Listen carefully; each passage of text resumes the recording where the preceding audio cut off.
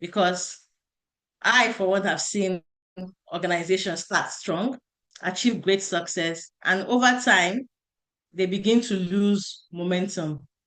And most times it's not because of their competitors, it's not because of maybe external forces, it's mainly because of internal decay. Things like, say, disciplinary issues, culture issues, accountability problems, and leadership complacency.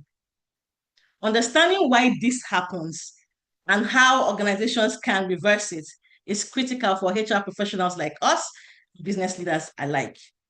To guide us through this conversation today, we're privileged to have a distinguished finance and business leader with us today. Our facilitator for today is Mrs. Ayomikun Titiloye, FCA. She's the Chief Financial Officer at Networth Portfolio and Asset Management Limited. Today, she will help us unpack the concept of organizational entropy, and the strategies that different organizations can use to reverse the decline. Let's take a moment now to listen to her abridged profile.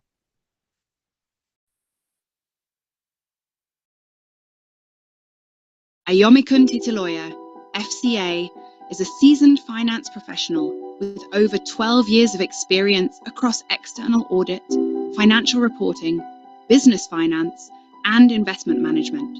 She is a fellow of the Institute of Chartered Accountants of Nigeria and a graduate of Babcock University. She currently serves as the Chief Financial Officer of Networth Portfolio and Asset Management Limited, a SEC-licensed investment company in Nigeria, where she provides strategic oversight of the firm's financial operations, portfolio management activities, and capital allocation across equities, fixed income, money market investments, and treasury assets. Her work sits at the intersection of finance, strategy, and organizational performance, with a strong interest in how financial systems, leadership decisions, and people management shape long-term business outcomes. Ayomikun also delivers practitioner-led trainings in asset management, investment strategy, and financial decision-making, and is known for simplifying complex financial concepts into practical insights. Beyond her corporate role, she mentors young professionals and shares knowledge on business and personal finance through digital platforms.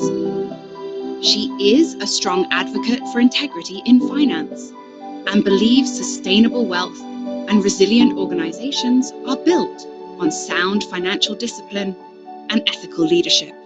Ladies and gentlemen, please give a warm welcome to Ayomikun Titiloye, FCA.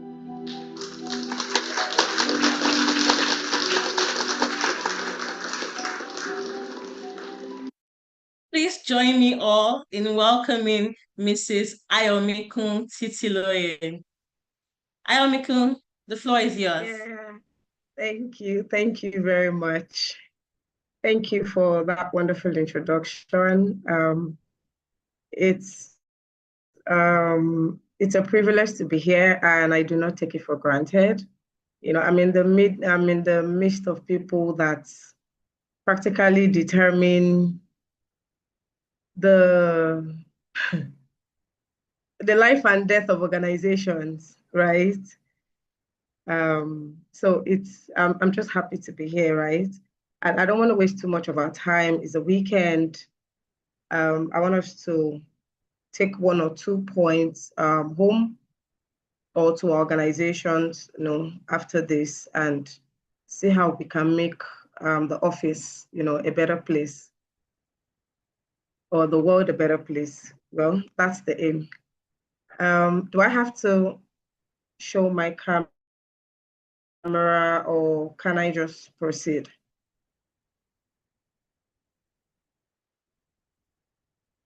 Okay, I can proceed. Thank you very much. Okay. Okay. We would love to see your face. Yeah. We'd like to see my face. Oh, okay.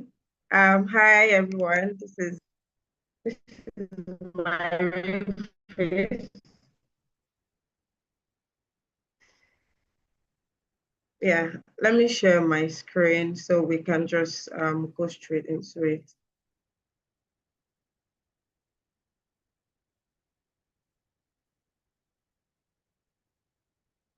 Yeah, please, if you can see my screen, just send me an emoji. Let me know that I am seeing. If you can see my screen, just send an emoji so I can proceed. Okay. No emojis. Okay, so the topic today is a very sensitive one. You know, and when I got the invite, I was going to be speaking to HR professionals. I'm like, HR professionals. Okay, because how do you define an issue that before the HR sees it, finance already have an idea of what's happening, you know, but of course it's HR that will eventually see it and, you know, notice and maybe escalate. But finance is already putting one and two together.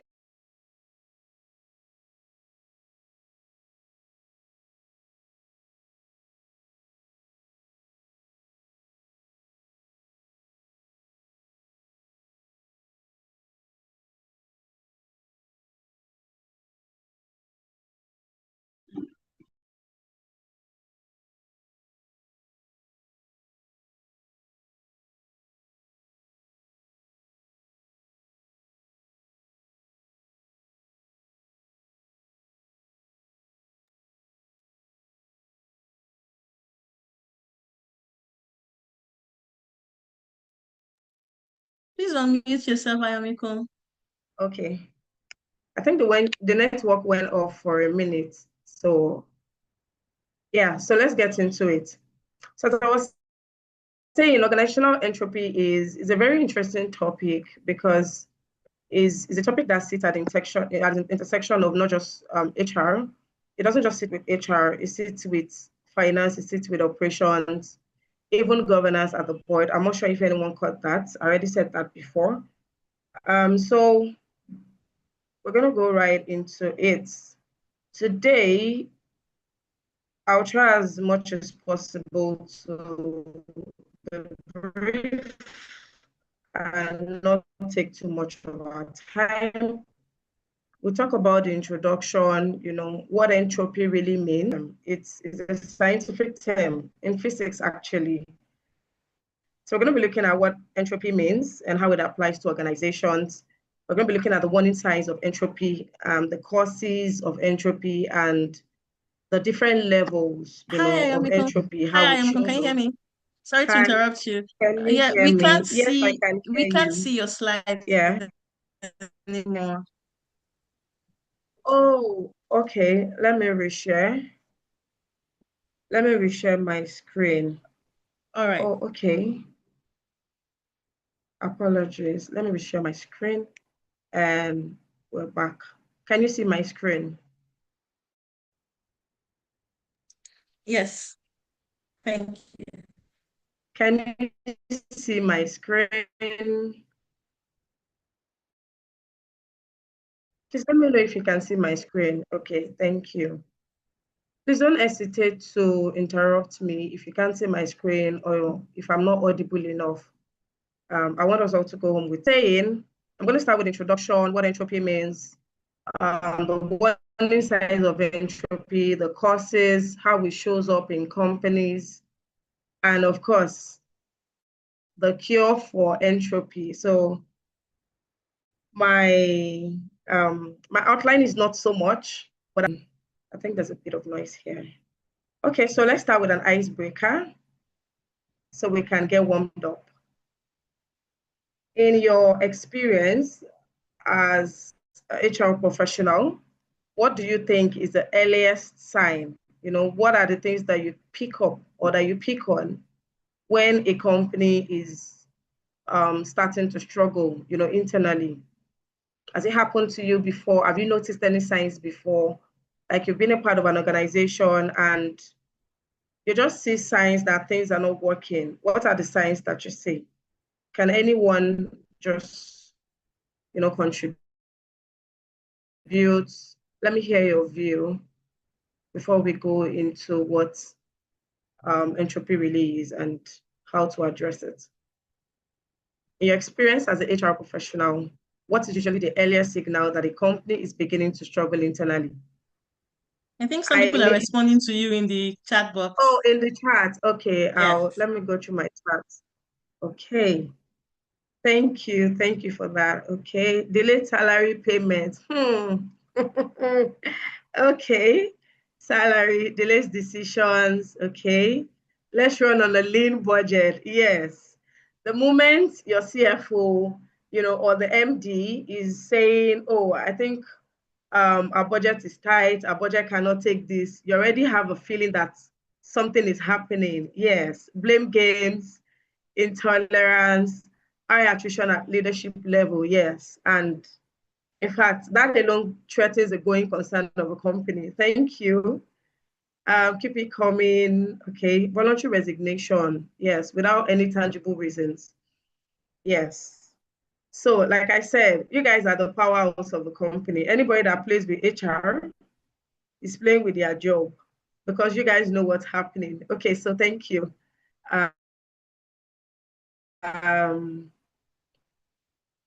Okay. So, there have been a lot of responses, but the one I like most is salary payment. Once there's a delay in salary payments, like salaries are supposed to be paid on the 25th or 26th of every month, and all of a sudden, 27th has passed, 28th, and nobody's offering an explanation. You already know that something is happening. Okay, so let's take a look at what entropy really is.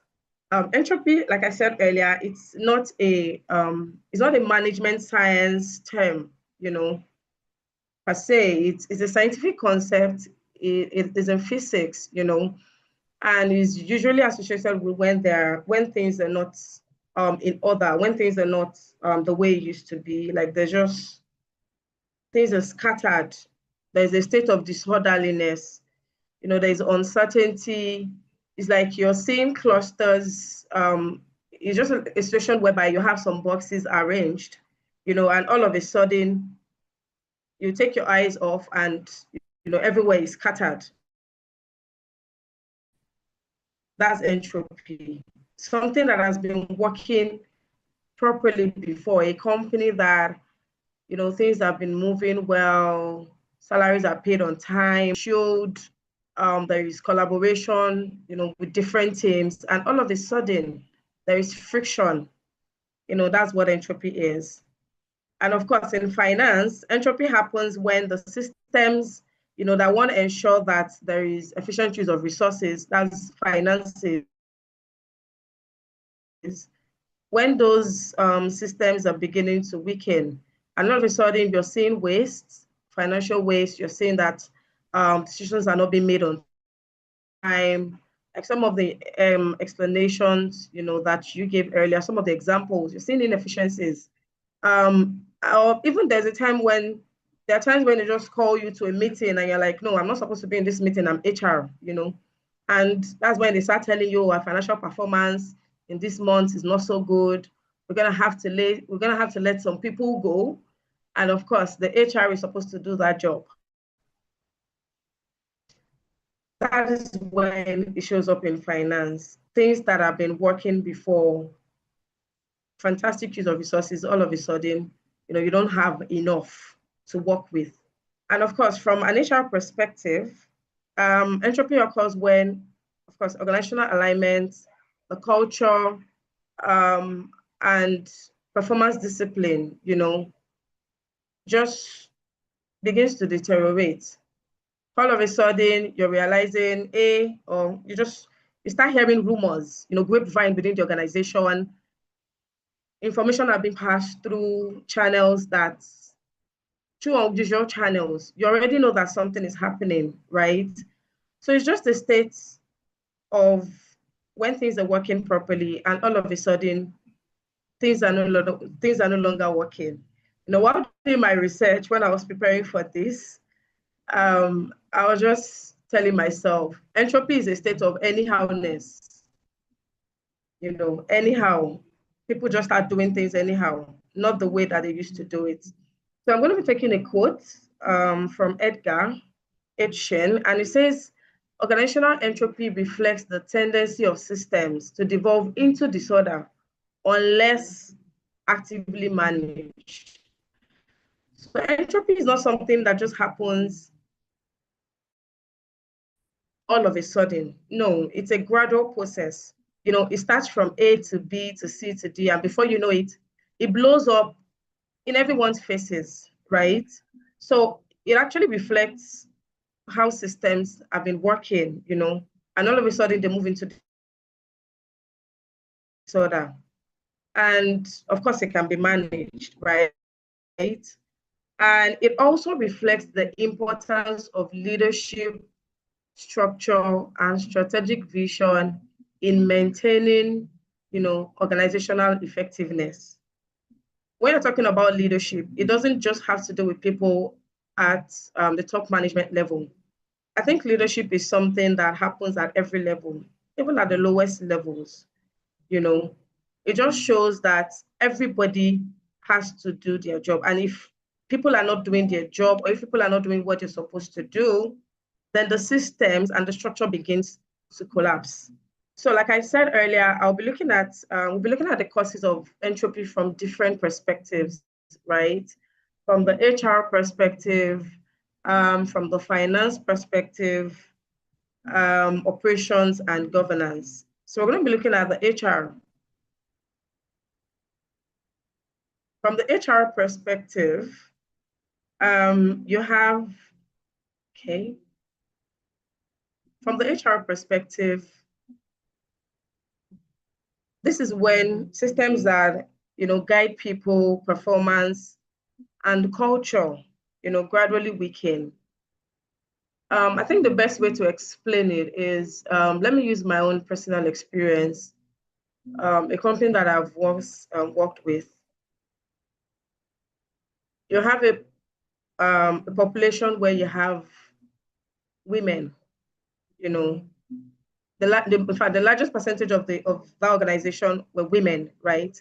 And you know that when you're working with women, you have to leave certain allowances, right?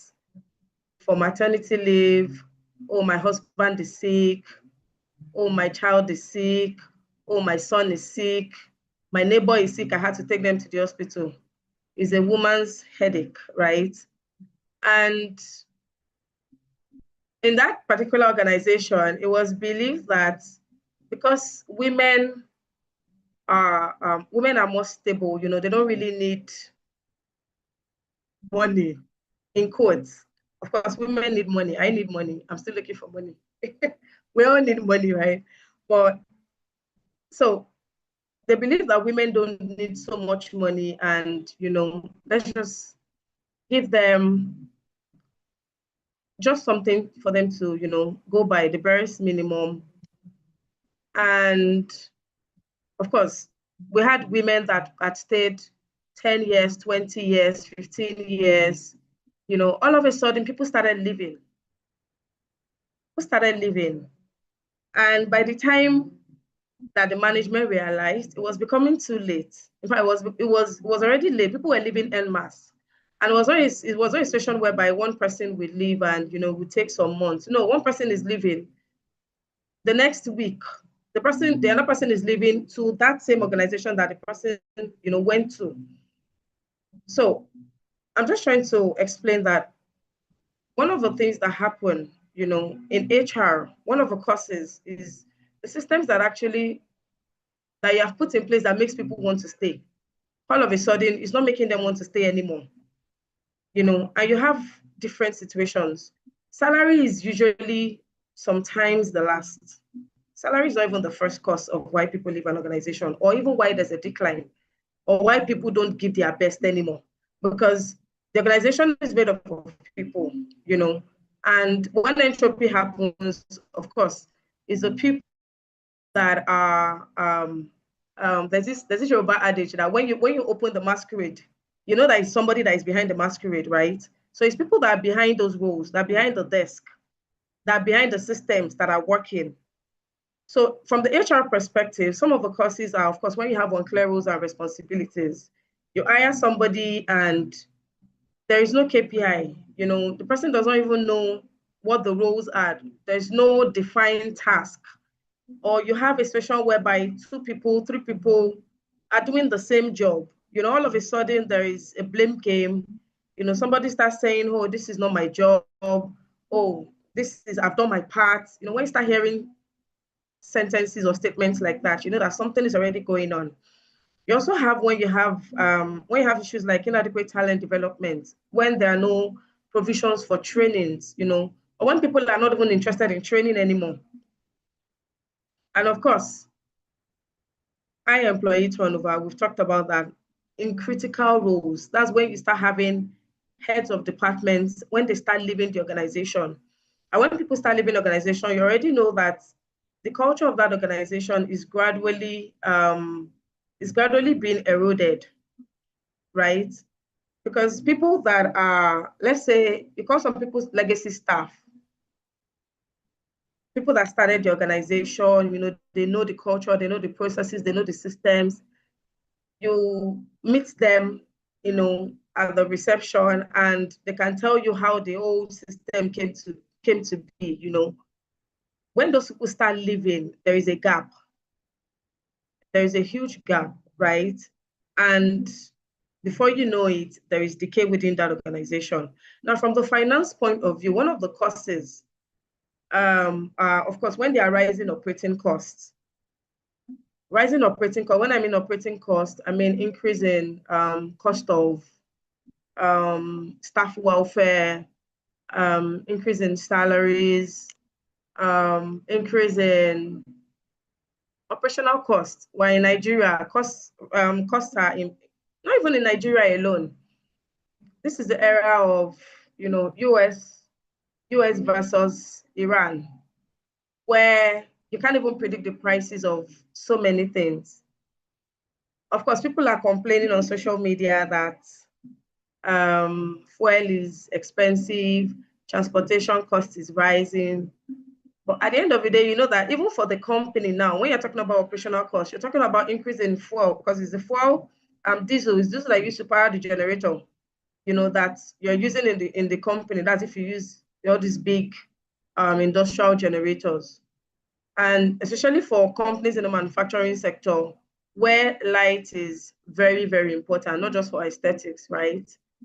Every of their processes depends on light. There has to be light. You know that there's going to be a lot of complaining and grumbling, at this time. Now, somebody said, I think when I started, that some of this, okay, it was Victoria, when she was introducing, she said entropy is something that happens internally, right? But sometimes it doesn't just happen internally. Sometimes it's external forces, like this US-Iran war that I just mentioned, that is affecting, things that happen within the organization. Now, another cause of entropy from the finance point of view is when you have declining profit margins. Of course, when you have operating costs rising anyhow, then you know that the profit is, you're going to have little or nothing at the end of the day, So maybe distribute as bonus, for staff, or even something left for reserves, to keep the organization to continue running. And of course, you have lack of financial accountability across departments. People are not, this is a situation whereby they're not even working according to the budget. What is budgeted at the end of the month, when you compare it with the actual, it's far from each other, right? You know that entropy is already setting in. And of course, delayed financial decision making. Somebody wants to go for training, and all of a sudden, you realize that management is dragging their foot. They can't approve. What else happens in HR? What are the things that you push to finance? Can somebody, what? Can you hear me? Somebody's trying to say something. Am I too fast? Hello, can you hear me? Am I still in the room? Yes, you are. Okay. So I was asking someone to give me an example of some of the things that HR, bother finance for, and all of a sudden finance is dragging their foot, or they are waiting for approval from the MD or even from the board. Can I have one or two examples?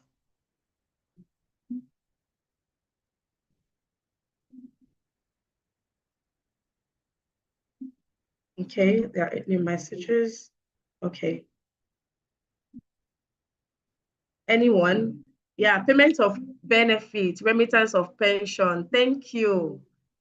Pension is recruitment. Thank you. All of a sudden, somebody leaves the organization and it's time to recruit, and all of a sudden, you're not getting that red light. Sorry, you're not getting the green light to go ahead, because something is happening. Yes.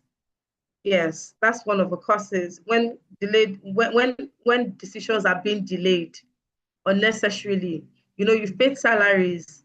Now, when it's time to remit pension and pay, all of a sudden there is no money. You know that something is happening. These are some of the things that causes decay in organizations. Now, let's look at from the operational point, from the operations point of view. For operations, operation is all about processes and workflows, operations and workflows and processes. And for example, in my own industry, when I'm talking about operations is very key, right? They work directly with the fund managers, with the asset managers, those that are trading equity, those that are investing, they work directly with them, right? And when processes, when things start becoming slow, you know that there's something going on. So what are some of the causes, of organizational entropy from the operations point of view? When all of a sudden, a process that is just supposed to take, let's say 5 steps, is taking a million, a million steps. For example, now the process in an organization is, let's say for approval of salaries, is, of course, HR prepares payroll, and of course sends it to, let's say CFO to review. CFO reviews, makes some adjustments, returns it back to the HR. So, okay, once HR approves, then it comes back to finance. Finance approves. Of course, MD will have to approve. Then before payment goes on, or before payment is actually done. But all of a sudden, it's no longer a free flow. All of a sudden, you have to start going to chairman to approve salaries. You have to start going to the board to get certain approvals. Things that are supposed to just move easily, swiftly, all of a sudden, they're not working. Of course, and you have duplication of processes. HR is, let's say finance is doing one thing, operation is also doing another, operation is also doing the same thing. Okay, let me give an example of that. When you do investments, right, of course, finance keeps the records. All of a sudden, finance is keeping records, let's say has a schedule for the investment that the company has. Operations now, let's say it's operation in, let's say, stockbroking company. Operations will also have its own records, same records that finance has. All of a sudden, the stockbrokers too, they have the same records. And all of a sudden, everybody's doing each other's job. There's a duplication of processes, duplication of assignments, and before you know it, there's no one really to hold responsible for issues. It also happens when there are outdated systems and tools, when a company should have automated and are still stuck in the manual process of doing things. You already know that something is going on. That's from the operational point of view. And of course, poor process improvement culture, a process that is supposed to have improved, that is supposed to have changed, they're supposed to have migrated. All of a sudden, it's not happening. Operations is already, raising eyebrow. Now, let's take it from a governance point of view. Governance is, when you're talking about people at the top, the guys at the top, these are people that deal with oversight, strategic direction of the company, giving directions, sharing the vision, the mission, the vision, mission, and of course, where they see the company, their dreams of where the company should be. And it's supposed to, those dreams are supposed to trickle down to the top management, middle management, of course, where it now becomes an everyday task for everybody. How you know that entropy is happening in governance is when there is no clarity, when it comes to strategic clarity. You have a company that you don't even know what the vision and mission statement is, and you're wondering, oh my God, what are we doing here? For example, now you join an organization, okay, fine, you're an HR, you've worked in a place before, and you join an organization, and within 2 weeks, a month, you can't even say this is exactly what the company is into, or you're not really sure of what the company is doing. I think I've once worked in an organization like that. People were like, oh, is it a tech company, or is it what exactly do you people do? When you start having issues like that, then you know that something is happening internally that will soon blow up, right? And of course, also with governance, you have unclear decision authority. Things that are supposed to pass from, let's say, from the MD to the CFO, or from the MD to the heads of departments, is just flowing from the MD, say, to the cleaner. There is no clear-cut authority. There is no, anything just goes anyhow, And of course, when there are policies within the organization and no one is following them, it's just on paper, you already know that something is going on, right? We move on to the levels or the signs. I've talked about what causes it, what causes the decay, what are some of the things that causes it. Now we're looking at the early signs, within the organization. So you have different levels of entropy, right? There are times when entropy is not really a bad thing, right? And that's when when you're at this level, when it's optimal, right?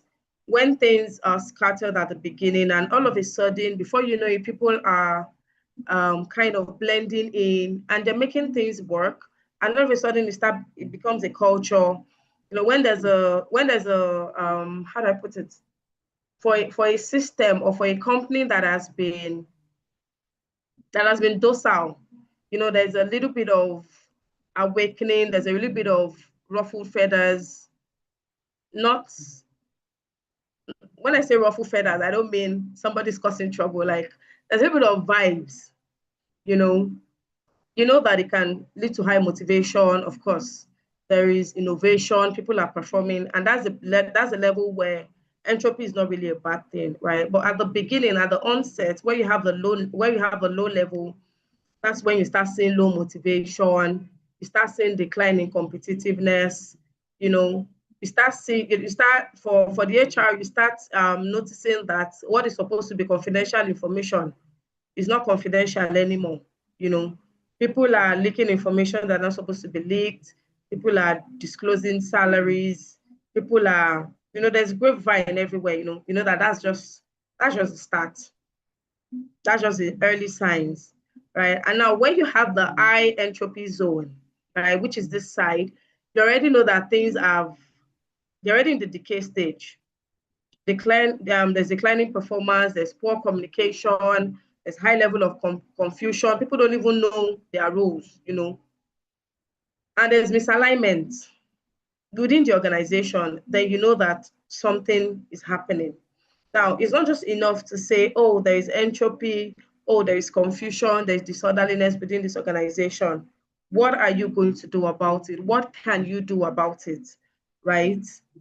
how can you as an HR person, how can you help to rebuild high performance systems? Like I said, HR is like the powerhouse of the company. And I tell my people on places that I've worked, if HR or admin is not collaborating or working with finance, that company is heading towards the rocks. Something is going to happen that is not very good, right? So, and I know that that's the reason why all of us have left a good time with our families, just to come and learn, come and get better. So how do you rebuild high performing systems? I'm going to be sharing some practical steps, right? To rebuild the systems. So in a situation where you notice that entropy is happening, right? One of the things that you should do, or the first thing that you should do, is actually find a way to restore clarity in roles and responsibilities. So as HR, how do you ensure that there is clarity in roles and responsibilities? You guys are the ones that define. You don't define the KPIs. The KPIs. You work with the heads of teams, heads of departments, to decide what each person's KPI, what am I saying KPI? What each person's KPI should be within the organization, right? And you know that in a situation where people's roles are not clear, then you know that people are not going to be accountable. They're not going to listen. They're not going to be motivated, because they don't even know what their roles are. It's like somebody resuming in your company, and within a week, the person does not even have does not even have a job description. You don't even have KPIs. You don't even know what the person is supposed to do. Then you know that something is wrong. So how do you, as HR, how do you restore clarity in roles and responsibility? I think I have a few points written here. The first thing is, of course, you clearly define the job roles, and that's through the KPIs, and your job descriptions. And of course, you define reporting lines. Who are you reporting to within the organization? You can't just say, oh, I'm the accountant, why am I, okay, finance, I'm in finance, pardon me. My examples are going to be finance related. I'm the accountant, who do I report to? Oh, I'm the head of HR, who do I report to? Or I'm even an HR person, I'm an HR manager, who do I report to? I'm a tech person, who do I report to? There should be defined reporting lines within the organization. And of course, as HR, you help to put that, in stone. Also, there should be a review of roles in such a way that roles don't overlap. You make sure that two people are not doing the same things within the organization. Is it that one person is feeding on the other person's job, or they're doing separate things? Do you understand? So it's not as if you have two people that are doing the exact same thing. You have, for example, let me even put in HR. Within your department, you have HR department, and you're like 5 or 6, or 7 within your own department. It's a very big department. But you're not even saying, oh, who is doing payroll? Who is responsible for remittance? Who is responsible for is it culture, or this fun Friday, activities for staff, or who is responsible? You have to make sure that these are clearly spelled out. Another thing that you can do, as HR professionals, is to ensure that there is cross-functional collaboration. And what do I mean? That there's collaboration within teams. I mentioned before that any company where the HR or admin or finance, is not working hand in hand. If finance is not working with any department, that company is heading for the rocks. It's not going to last long, because there's going to be a lot of gap. There's going to be a lot of information gap. There's going to be a lot of gaps. Let me just put it, gaps, whatever gaps that you can think of. There's going to be a lot of gaps within the organization. So one of the things you can do to strengthen collaboration within teams is to actually set up meetings, right? You set up meetings, where you actually encourage collaboration across departments. You could set up a meeting where each person within the company actually, like you do a reintroduction of roles within the company. So I think I've had a situation like this before, and it was I think it was in my current organization, and the funds department were always wondering, what are you people doing in finance, and HR is wondering, what are you people doing? What is fund management doing? And operations is saying, well, I'm in operations. I'm supposed to help you people make your dreams come true, like make it work. But I think I really need to. It was just obvious that some things were not going on. So we had to do a meeting. In fact, we did a session, like a KSS session, but the session was just simple. Everybody come and describe what you do. I think it happened in one company that I also worked in, before. And I think from the finance, we had a session, we had a presentation, finance, and I think we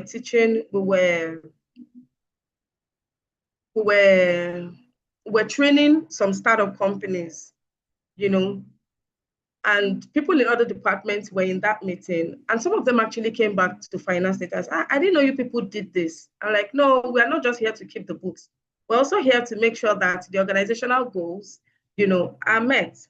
So make sure that you strengthen cross-functional collaboration within teams. Make sure that departmental goals are aligned with organizational goals. Of course, you are in HR.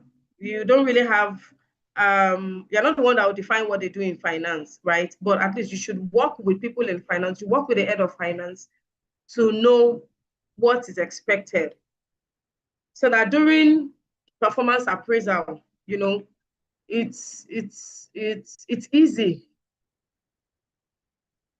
I think that's just the way to put it. So that it's easy for you, right? Another practical steps that you can take is to strengthen performance management, right? And we all know that when there are no standards, within the organization, that there is going to be a decline in their performance, in people's performance. There's going to be a decay, right? So how do you strengthen performance management? You want to set measurable targets. There's something that I appreciate you HR people for, and I know some people do it in their companies, where at the beginning of each year, there is, beyond the regular KPIs, beyond the job description, every individual develops their own KPIs, and reviews with their team leads, to make sure that they are in line with organizational goals. That's a very good one, right? That's something that other people that are not doing that can also do. You also want to link performance to rewards and consequences. Of course, you are not the one that will give the rewards at the end of the day. Of course, that's if in terms of finance. In terms of money, you still have to collaborate with other people, or with people in the finance team, to make sure that rewards are, financial rewards, are given. You also have a step, you have the step where you reduce complexity within the organization. What do I mean? When you have, when things are not clearly defined, processes, systems, when they're not well defined within an organization, that entropy automatically sets in, right? So one of the ways you can reduce complexity within the organization is to simplify the reporting structures. Simplify the reporting lines, who is reporting to who. Make sure that it's clear, it's not ambiguous, right? And also you make sure that the communication channels are streamlined. I mentioned grapevine earlier. You want to make sure that information is not, information is going to the right people the right way, through mails, through their team leads. It's not a grapevine kind of situation within the organization. That's one of the ways you can reduce complexity within the organization. And okay, I said complex organizations don't fail because people are incompetent. No, there are organizations where you have people who have certifications, people who have experience, people who have the know-how, about how things should work within the organization. But because the systems are overly complicated, things are not as straightforward as it should be, processes are not well outlined, then you know that entropy will set in. Another step is to encourage continuous feedback, right? As HR, you should be approachable. Let people be, let be the voice of reason. Let people be free to complain. Let people be free to express whatever they are feeling, within the organization, right? You want to create channels for employee feedbacks. If it's true, whether it's anonymous emails or anonymous, all these anonymous, they're, what they call it, the anonymous websites, that you can just create, or you create an app, where you can just drop suggestions, or you drop your complaints, make sure that there are channels. Because if people are not free to express what they are going through, the challenges that they're going through, or some of the things that they have seen, wrong within their own teams, or even within the organization as a whole, then you know that they are just going to leave without explanation. And that's when you start seeing people resign and tell you, I'm resigning for personal reasons. There's nothing that's personal. There's always a reason. Okay, fine, personal. Maybe for women, like women can leave job. For women, I can say it's personal, but for men, it's not really personal, right? Please, can someone back me up? For women, when women leave the organization, I said it can be personal, but for men, it's not really personal. It's most times because of money. Can someone back me up or counter me or tell me I'm wrong? Don't worry, we'll soon finish. I said I'll be as brief as possible. Anybody? Or have I been talking to myself alone? Issue, marriage distance, thank you. Those are women. What about from the point of view of men? Those are personal issues. That's for women, right? But for men, what are some of the excuses that you've seen? For men, what are some of the excuses or reasons for leaving? It's actually both ways. Tell me about it. Okay. It's actually both ways. Okay. Have other plans, relocation, toxic environment. Okay. So some of the things that you have mentioned here, right? If there are channels for feedback within the organization, the HR would know on time and could easily, could quickly escalate to the management or even to the board, or, to a more senior people within the organization and say, oh, this is happening, whether through formal or informal means. There are some complaints that people will come and meet you, and you won't be able to you'll be able to deliver that message in the same way that it was given to you, right? But there are ways that you would polish it, so that management would know that something is going on within the organization before the organization falls into a state of will I say a state of no return? Yeah. So also, one of the ways you can encourage feedback is to encourage innovation and improvement ideas. You know, there are teams where people are not free to speak up. You're not free to share your idea. You know, you would not know unless there is a proper channel for getting feedbacks. I think the last one I have here is you strengthen leadership alignment. Strengthen leadership alignment within the organization. Now, when leadership teams, you know, when you have heads of teams, head of departments, when they are pulling in different directions, when everybody is you know, working on their own thing, you know, and there is no, you have to find a way to make sure that there's a goal congruence. Like everybody's working towards the organization goals. Everybody is saying the same thing, that everybody's working towards the same things that the founders of the company had in mind when they were creating the company, right? How do you strengthen leadership alignment? You want to make sure that you conduct regular meetings, leadership sessions, leadership alignment sessions, you know, where the leaders in the organization can actually, well, open up too, you know, and express their mind, and not just express their mind, and, you know, talk about issues that are happening within the organization and find ways to prefer solutions to whatever the issues are, right? And you want to make sure that you're reinforcing accountability. There is accountability, and people are held responsible for their actions within the organization. Those are some of the steps that HR can take, or even professionals can take, because right now I'm not just talking to HR, I'm even talking to myself, you know, on the other side of the room. These are some of the ways, some of the practical steps that we can take to make sure that the organizational entropy is brought to a barest or a manageable level, right?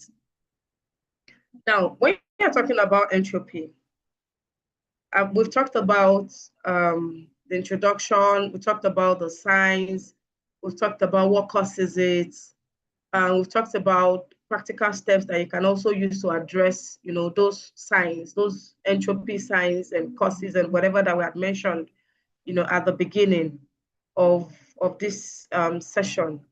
Now, there are basically 4 steps of implementation. I mentioned earlier that entropy does not happen at once. It's not just something that happens at once. It's gradual. It's one issue then that creates ripple effect within the organization. Now, what are you supposed to do? You actually diagnose the organization like you're a doctor. You want to have a not necessarily a session. You just, once you notice that something is happening, entropy is happening within my team or within the organization as a whole, I think you should actually take steps. Okay, fine. What is the root cause? Find the root cause, you know, of the issue. So you start by identifying where entropy already exists within the organization. So that's when you start meeting with different team leads, you know, start meeting with people, start conducting surveys, conduct interviews, you know, start asking for feedback. Diagnose the organization, know what is actually wrong. Now, when you know what is actually wrong, it is your responsibility as HR professionals, as the people who represent the people within the team. Now, you don't say HR anymore. There are some companies that say the people team, people and culture, right? You are now to collaborate with other leaders to make sure that you redesign processes and systems. So in a station where you know that the system is too complex, or the processes are too complex, or people, there are overlaps of duties, of roles within the organization. Now it's time to now redesign processes to actually strengthen systems that drive performance within the organization. The next thing to do is to make sure that you ensure clear responsibility for outcomes within the organization. Everybody should be accountable. There should be a line of feedback. There should be there should be a way for measuring outcomes within the organization so that people know that once this happens, this is the result. People should not be kept in suspense, because something is happening. Like I said, it's something that causes a ripple effect. One person leaves the organization because of entropy, or key management staffs, they start to leave because of entropy within the organization. It's like a virus that spreads, right? And of course, the last thing to do is, after you diagnose, you redesign processes and systems, you want to ensure that you are continually or continuously measuring. You're making sure that you're continuing to monitor. Okay, English. They are continuously monitoring the process to make sure that all the systems that you have put in place, are they working? Are they effective? Are they handling, the problems that initially, surfaced? You want to make sure that you are providing the right solutions to the right problems. That's where monitoring, measuring, and of course, continuous improvement happens. I'm going to end on this note. Communication is key within the organization. It's not enough to work in silos. There's a reason why we have teams within organizations. You have a finance team, you have operations, you have fund management, you have business development, or is it wealth managers that they call it now? You have different teams within the organization that are supposed to work together towards the organization goals. So when entropy is happening within an organization, you want to make sure that all the stakeholders, they understand what is going on. If you are going to be implementing new changes, you're going to be bringing up new systems, new processes, new way of doing things. You have to continue to communicate why these things are introduced, why they are necessary, and not just why they are necessary. You have to make people feel like they are a part of the system.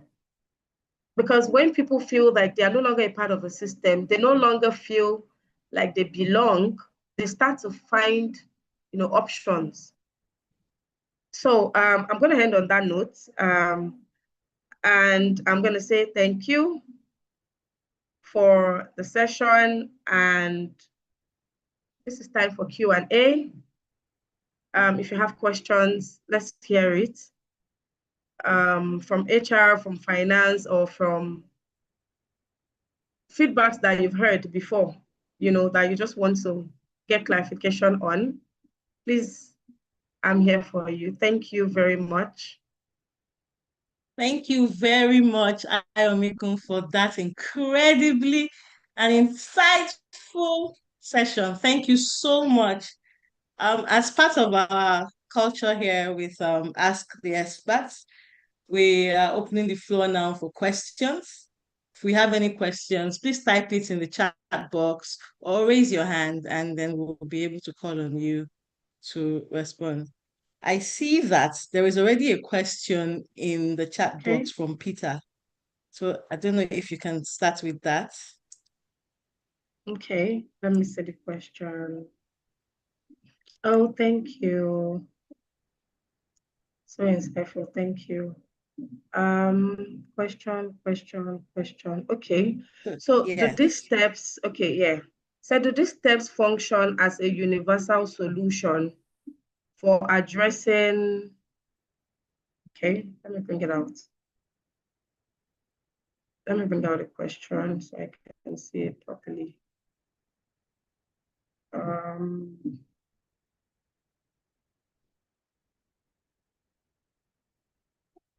Just give me a minute.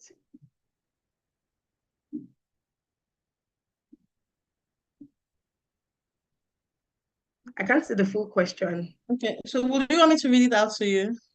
Okay, please. Okay, do. so he says, do these steps function as a universal solution for addressing all forms of entropy, such as those affecting corporate culture, or are they intended to address a specific type of entropy? And are there types of entropy? Okay, so thank you for that question. like I said, depending on the type of organization, that you're dealing with, I think that actually determines the kind of problems or the kind of entropy, or the level of entropy that you encounter, right? So are they universal? Like I said, it determines. When I started the session, I started from, let me see, I started from bringing it from different points of view. That's from the human resource point of view, from the finance point of view, from the operations, and from the governance. So you can't use let's say you noticed an entropy within, let's say, HR, and you want to use is it operation or governance point of view to address it? No, you have to address it from the HR point of view, right? Let me see. Let me see if I can read the question properly. I don't want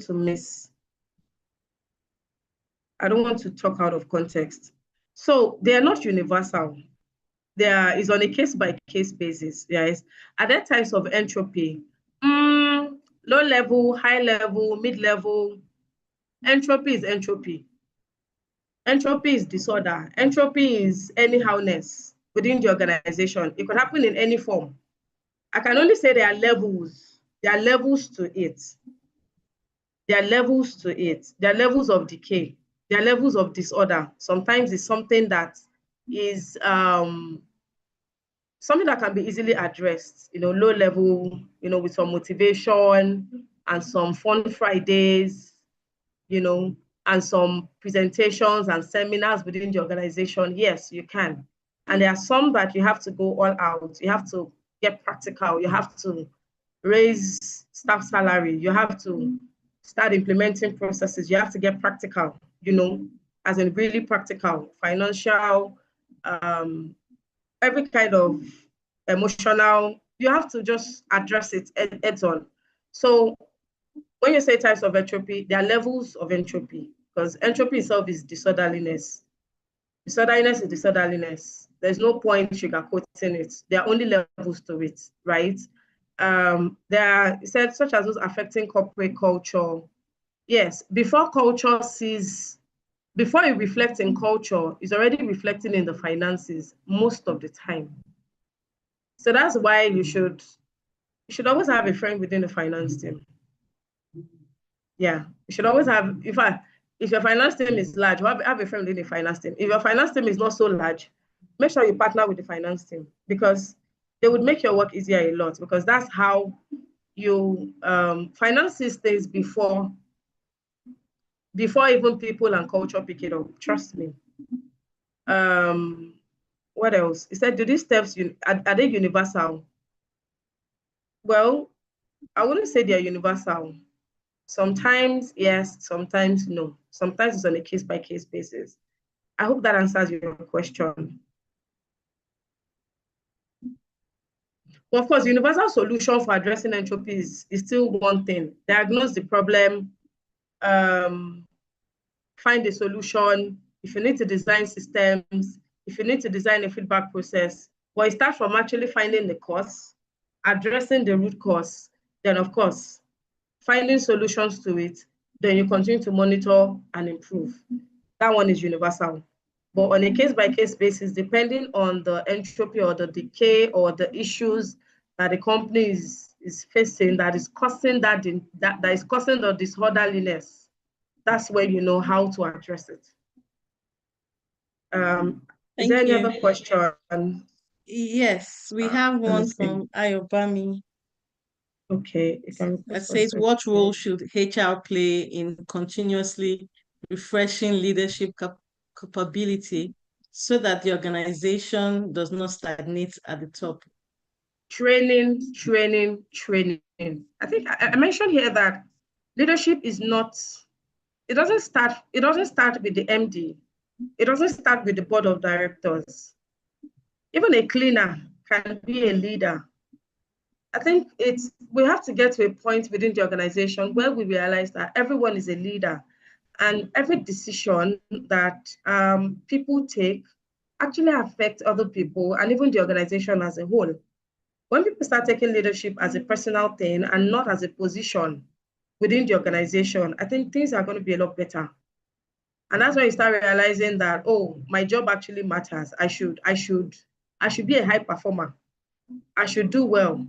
I should know what is expected of me. I shouldn't even wait for KPIs. I should be able to develop my own KPIs. I should be able to go above and beyond my KPIs to be able to contribute value to the organization.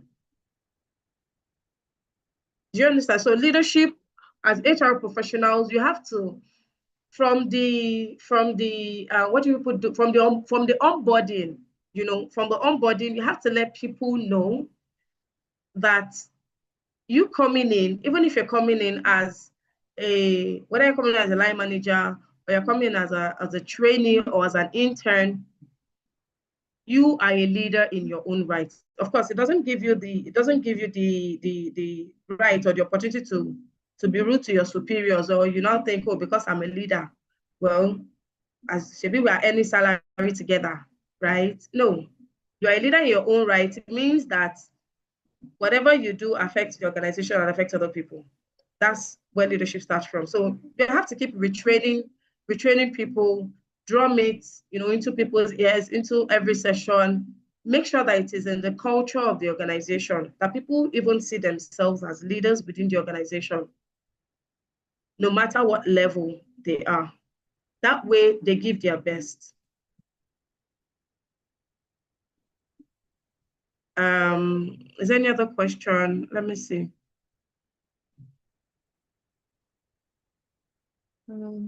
Okay. What role should HR play in cultural instruction? Yeah, training.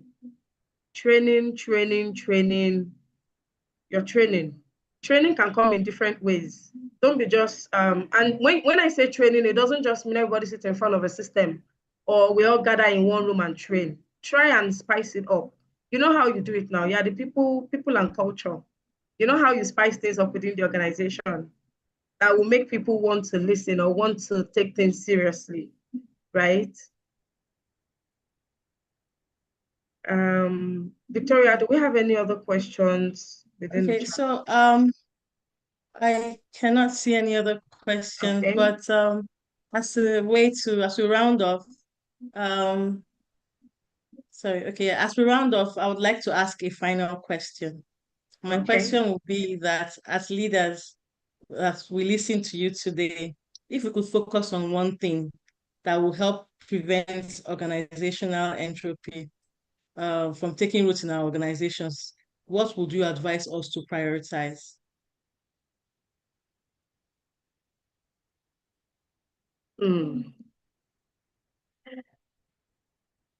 Treat people as people,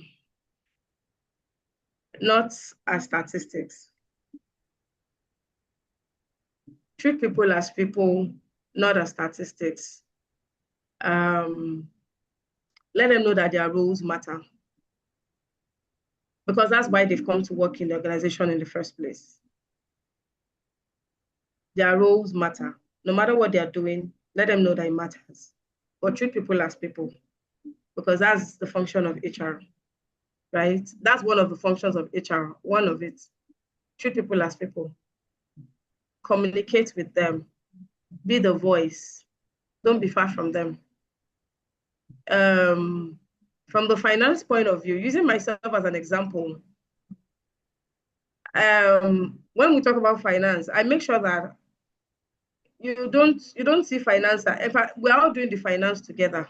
I will let you know that what you are doing has a part to play in whatever financial statement we're preparing or whatever strategy we're trying to come up with within the organization. I'm going to let you know the effect even in financial terms, how it affects our finances. That way you start taking it seriously. Treat people as Thank you people very much. and keep doing the best. Keep doing the best that you can. Okay. Thank you very much for that. As we wrap up today, I would like to call on Sorry, as we wrap up today, I'd like to call on the chairman of the AEHRP Learning and Capacity Development, Oluwashola Elegbede, to please give a special vote of thanks to our facilitator. Okay, good evening, everyone. And thank you, Victoria, for coordinating the session so far. Thank you, Titiloye, for the insightful session on behalf of the Global President, the BOT members, and also the entire community of AHRP. We would like to appreciate you. Thank you for the knowledge. Thank you for the insightful session that you have brought in so far. And we hope that if we call again, we'll be available to answer our call. Thank you. Thank you for coming. Over to you, Victoria. Thank you very much. Thank you. Thank you so much. Ayomikun, thank you once again for sharing your expertise with us. We appreciate it. Thank you for sharing your insights with our community today. We